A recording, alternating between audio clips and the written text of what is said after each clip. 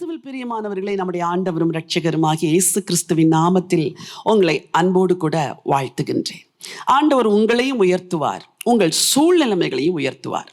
பல வேளைகளிலே உங்கள் சூழ்நிலைமை தாழ்வாய் இருக்கும் பொழுது, என்னதான் நீங்கள் வாழ்க்கையில் உயர்த்தப்பட்டாலும் அது மகிழ்ச்சி நிறைந்த உயர்வாய் இருக்காது.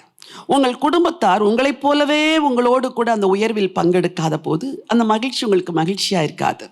உதாரணமாய், நீங்கள் ரட்சிக்கப்பட்டிருக்கிறீர்கள், உங்கள் குடும்பத்தார் ஒருவருமே ரட்சிக்கப்படவில்லை என்றால், உங்களுக்கு என்னதான் ரட்சிப்பின் சந்தோஷம் இருந்தாலும் உங்கள் வீட்டாரை பார்க்கும் பொழுது, ஐயோ இவர்களெல்லாம் ரட்சிக்கப்படவில்லையே, இன்னும் பாவத்தில் இருக்கிறார்களே, இன்னும் இயேசுவை அறியவில்லையே என்ற துக்கம் உங்கள் மனதிலே இருக்கும்.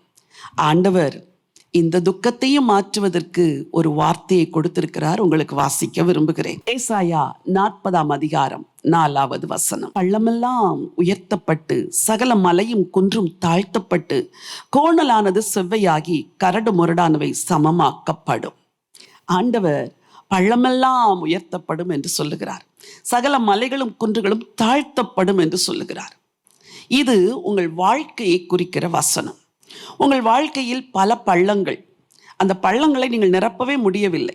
உங்கள் கணவருடைய கோப குணத்தை உங்களால் மாற்ற முடியவில்லை. உங்கள் பிள்ளைகளுடைய முரட்டாட்ட சுபாவத்தை மாற்ற முடியவில்லை.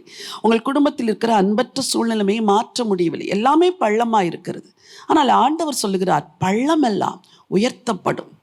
சிலருடைய மேட்டிமை பெருமையை உங்களால் மாற்றவே முடியவில்லை. சிலருடைய அகந்தையை உங்களால் சீர்படுத்தவே முடியவில்லை. சிலருடைய திருக்கலான இருதயத்தை உங்களால் சரிப்படுத்தவே முடியாது. ஆனால் இங்கே ஆண்டவர் சொல்லுகிறார், சகல மலைகளும் குன்றுகளும் தாழ்த்தப்படும், கோணலானது செவ்வையாகி கரடு முரடானவை சமமாகும். உயர்த்துகிறார், தாழ்த்துகிறார், செவ்வையாக்குகிறார், சமமாக்குகிறார். இந்த உயர்வை கொடுப்பவர் தேவாதி தேவன். இப்பொழுது எல்லாம் சமமாயிருக்கிறது. பள்ளங்கள் உயர்த்தப்பட்டு விட்டது, மலைகள் தாழ்த்தப்பட்டு விட்டது, கோணலானவை சீராகிவிட்டது, கரடு முரடானவை சமமாகிவிட்டது. வாழ்க்கை இன்பமாயிருக்கிறது. இந்த மாற்றத்தை கொடுக்கிறவர் இரட்சகர் இயேசு. இந்த இரட்சகர் இயேசு உங்கள் வாழ்க்கையில் வந்து இதை செய்வதற்கு நீங்கள் சில பிரயாசங்களை எடுக்க வேண்டும். இந்த அதிகாரம் யோவான் ஸ்நானனின் ஊழியத்தை குறித்து சொல்லி துவங்குகிற அதிகாரம். வனாந்திரத்திலே கூப்பிடுவருடைய சத்தம். யோவான் தேவனின் சத்தமாயிருந்தார். நீங்கள் கூட ஆண்டவரின் சத்தமாயிருக்க வேண்டும். நீங்கள் எல்லா நேரமும் சத்தமிட்டு கொண்டிருந்தால் மக்கள் கேட்க மாட்டார்கள். ஆனால் அபிஷேகத்தால் நிறைந்து, ஆண்டவருடைய ஞானத்தால் நிறைந்து, ஞானத்தோடு பேசுகிற சில வார்த்தைகள் உங்கள் குடும்பத்தில் இருக்கிற பள்ளங்கள் மலைகள் எல்லாவற்றையும் சீர்படுத்தும். சில ஞானமற்ற வார்த்தைகள், ஞானமற்ற உரையாடல்கள் தான் குடும்பத்தின் பிரச்சனைகளுக்கே காரணமாய் மாறி இருக்கிறது. இன்னைக்கு ஆண்டவரை பார்த்து கேளுங்கள், என் வாழ்க்கையில் இருக்கிற பள்ளங்களை எல்லாம் உயர்த்துங்கப்பா, மலைகள் குன்றுகளை எல்லாம் தாழ்த்துங்கப்பா, கோணலானவைகளை எல்லாம் செவ்வையாக்குங்க, எங்களை ஆசீர்வதியுங்கள் என்று சொல்லுங்கள். நிச்சயமாய் தேவன் உங்களை ஆசீர்வதிப்பார். உங்களுக்காய் ஜெபிக்கிறேன். அன்பின் தேவனே, ஜீவனுள்ள நல்ல ஆண்டவரே, பள்ளங்களெல்லாம் உயர்த்தப்பட்டு மலைகள் குன்றுகள் எல்லாம் தாழ்த்தப்படும் என்று சொன்னீங்க. உங்கள் ஜனங்களுடைய வாழ்க்கையில் எந்த பள்ளங்கள் இருக்கிறதோ எல்லாவற்றையும் உயர்த்துங்கப்பா.